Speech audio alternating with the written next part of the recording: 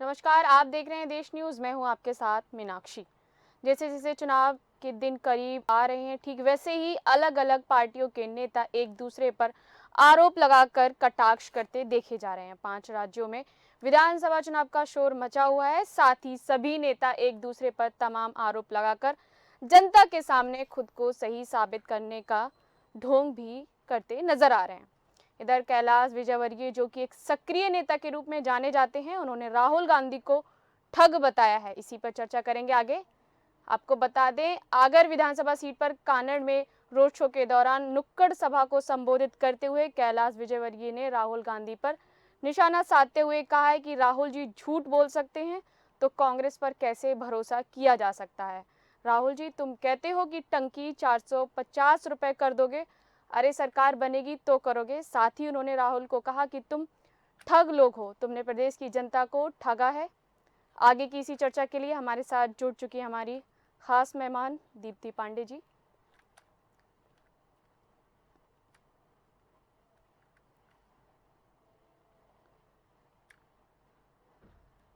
इसी पर हम आगे चर्चा करेंगे कि कैसे नेता जनता को मत के हासिल करने के लिए तरह तरह की तमाम बयानबाजी करते हैं। इसी पर चर्चा करेंगे।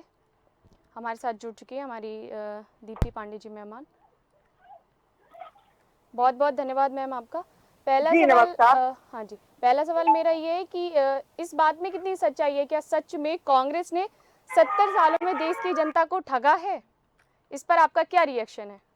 जी, ये सबसे मुझसे ज्यादा ये प्रश्न आप स्वयं से पूछे। मध्य प्रदेश में नहीं, देश में आप चौथा स्तंभ की भूमिका निभा रहे हैं आप लोग। बिल्कुल ये बिल्कुल प्रश्न आप खुद से पूछे कि कांग्रेस ने 70 सालों में क्या किया। बिल्कुल आजादी दिलाने के बाद, गुलाम भारत से आजाद भारत बनाने के बाद बिल्कुल आज विकसित और विकासशील राष्ट्रों में भारत की तुलना की जाती है, जहां हमें अंग्रेजों ने लूट के हमारे पास सब कुछ लूट ले गए थे और कुछ नहीं छोड़ा था। बिल्कुल आज उस भारत को खड़ा किया जी कांग्रेस के नेताओं ने, हमारे महापुरुषों ने। और जी जहां सुई नहीं बनती थी वहां हवाई जहाज से लेके बनाया, और शिक्षा के क्षेत्र में, स्वास्थ्य के क्षेत्र में, रोजगार के क्षेत्र में, महिलाओं के उत्थान के क्षेत्र में आज महिलाओं ने चंद्रयान छोड़ दिया। बिल्कुल किसानों के लिए हरित क्रांति से लेके, दुग्ध क्रांति से लेके, और देश के, दुनिया के में ये उदाहरण प्रस्तुत है कांग्रेस के नेताओं का, हमारे महापुरुषों का, इंदिरा गांधी जैसी महिला नेत्री का, जी कि जिसने भारत को कितना कुछ अपने खून पसीने से सींचा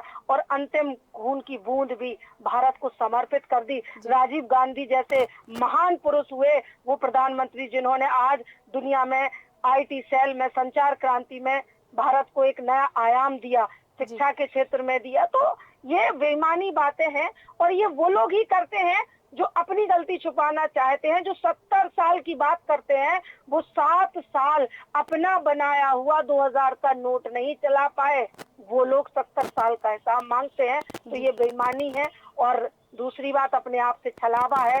देश और आप जी समझ रहे हैं, जन जन ये समझ रहा है, चौथा स्तंभ है आप, ये जी बात आपको अच्छे से पता होगी। और ना पता हो तो आप एक क्रांति पैदा करिए और उन लोगों से समझिए, वो लोग बताएंगे कि कांग्रेस ने 70 साल में क्या किया। बीजेपी वालों के कहने में मत आइए और उनको गंभीरता से मत लीजिए आप, क्योंकि वो बौखला रहे हैं। जी जी इस बात को मैम हम तो भली भांति जानते हैं, बट ये बयान तो कैलाश विजयवर्गीय का है, तो उस पर हमने आपके सामने बात रखी।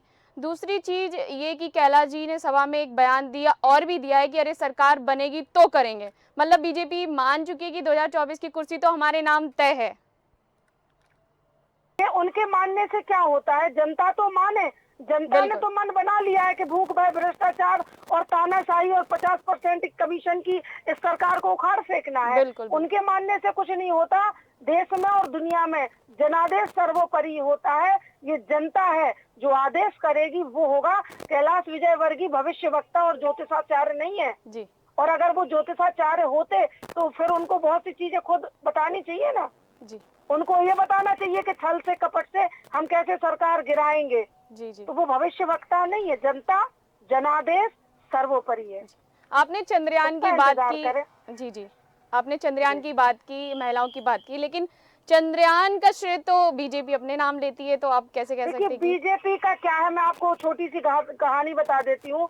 एक पिता पूरे जीवन पर्यंत काम करता है और उसका पोता जब घर में आता है तो वो कहता है मैंने क्या किया, अपने बिल्कुल। खेत बेचकर वो जी। कहता है कि मैं फॉर्च्यूनर ले आया हूँ। जी, पर जी। वो खेत किसने बनाए हैं, उनकी उपज किसने पैदा की, इनको खाने लायक खेती किसने की, वो भूल जाते हैं। जी, तो जी। ये तो कहानी वही है कि बाप दादाओं ने क्या किया उन्हें नहीं पता, वो तो जी। अपना श्रेय ले रहे हैं और उन्हीं का बेच के ले रहे हैं।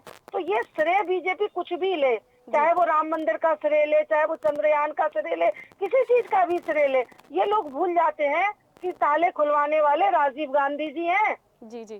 ये बिल्कुल। लोग ये भूल जाते हैं कि राजीव गांधी ने, इंदिरा गांधी ने, स्वर्गीय जवाहरलाल नेहरू जी ने क्या क्या किया है देश के लिए, जी। कितनी कुर्बानी महात्मा गांधी जी ने दी, बिल्कुल। सरदार पटेल, और ये सब कुछ भुला बैठे हैं, सबकी कुर्बानी भुला बैठे हैं। इनका एक शहीद हो तो ये बताए, जी, जी, ये जी। माफी मांगने वाले को जो 11 बार लिखित में माफी मांगता, ये उसे वीर बताते हैं। तो अब इनकी बताने पर आप कहाँ तक विश्वास करेंगी, जी, जी। जनता भी नहीं करती।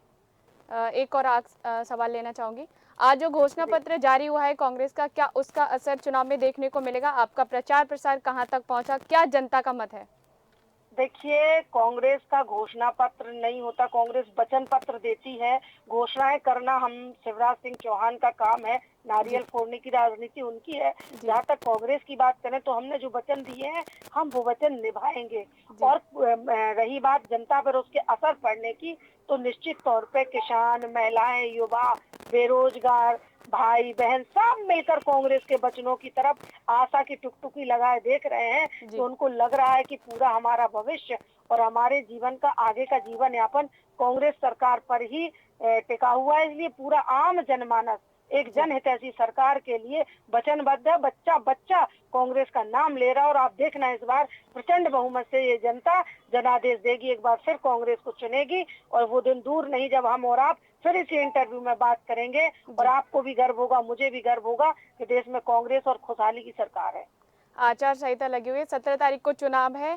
आपका प्रचार प्रसार कहाँ तक पहुंचा? जनता से मत कितना हासिल हुआ? और क्या लगता है कि फिर से सत्ता में वापस होंगे या फिर वही 15 महीने तक ही कहानी चलेगी?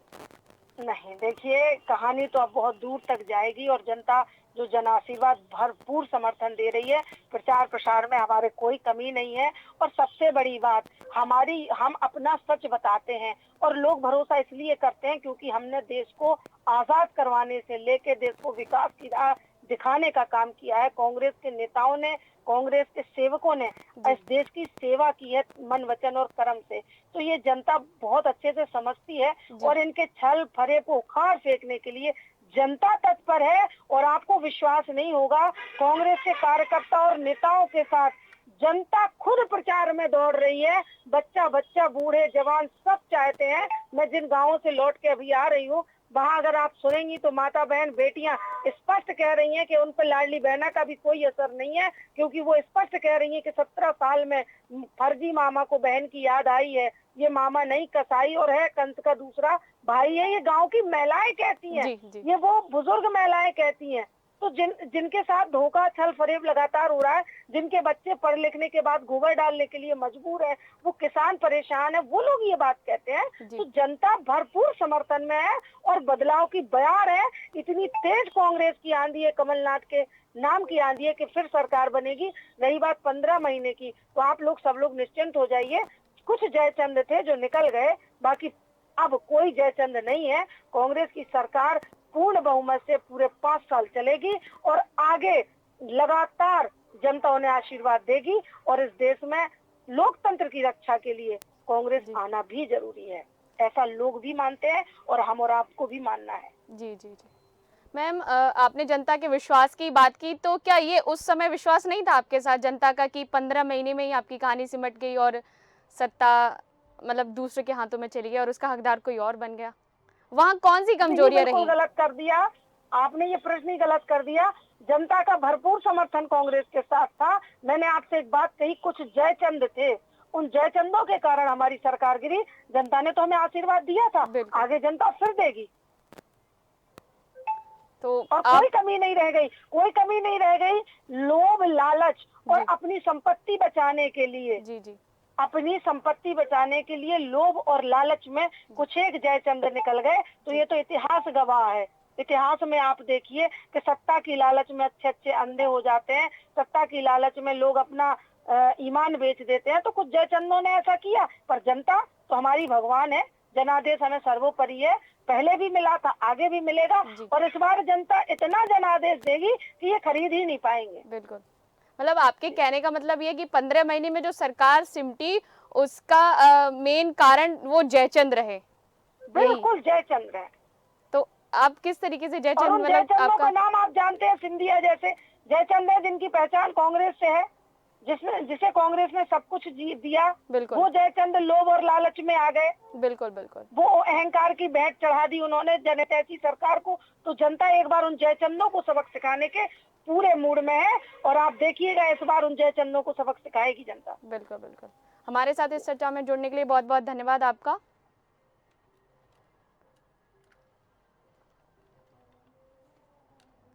तो देखा आपने कि कैसे चुनाव आते ही नेता किस तरह की बयानबाजी का खेल खेलते हैं और चुनावी मैदान में जनता के सामने उनके मत को हासिल करते हैं। इसी के साथ तमाम खबरों को देखने के लिए देखते रहिए देश न्यूज़। नमस्कार।